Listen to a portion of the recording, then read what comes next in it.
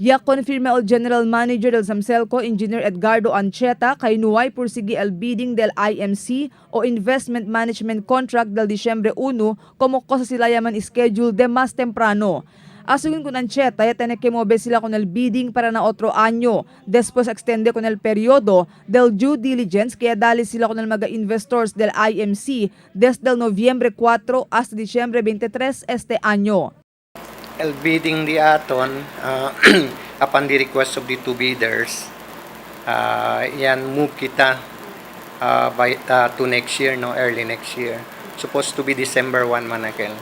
Dentro según el periodo del due diligence, tatene oportunidad el mga investors para obserba con el operasyon del kooperatiba y kolekta mga detalye que necesita sila igualelang el financial background del kooperatiba y otro pa. De más temprano, dalia según sila due diligence con el mga investors, pero ya falta según el tiempo del mga investors para kolekta todo el mga dokumento que necesita sila. So pwede sila extension del due diligence kaya accordingly no pa sila kompleto mga details gayot para to come up with a competitive proposal. Mucho pa sila tapidi mga documents financial, no, agal mga historical data 10 years backward tapidi sila tapidi tamen kere tamen pas sila kat kel tiempo mira el mga facilities man inspect si cosa conviene siguro man rehabilitate para tienen sila idea cuánto sila man invest. Después man extend sila con el due diligence del mga investors, ya mobe también según el schedule del otro pa mga actividades en conexión na implementasyon del IMC.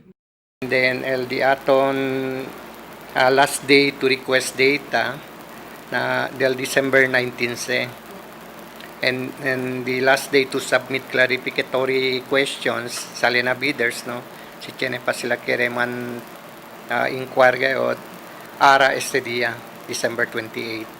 Na enero 18 año 2017, el último día para sumete al mga bidders con di la documentary deliverable na Samselco. Estipulado aquí el profile del compañía. Na enero 19 año 2017, el conduci sila con el segundo pre-bid conference. Na Febrero 1 año 2017, ay anunsya el Samselco con el resulta del documentary deliverable o si kwalifikaw el mga bidders. Y na Febrero 7 año 2017, ay abri sila con el bidding.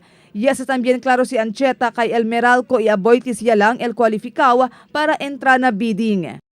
Por eso ganyan extend kita kaya tiene request el dos. So mas kita as a invitation pa for others to come in and participate. So sila lang do, sir? Na bidding do siya lang sa sila man.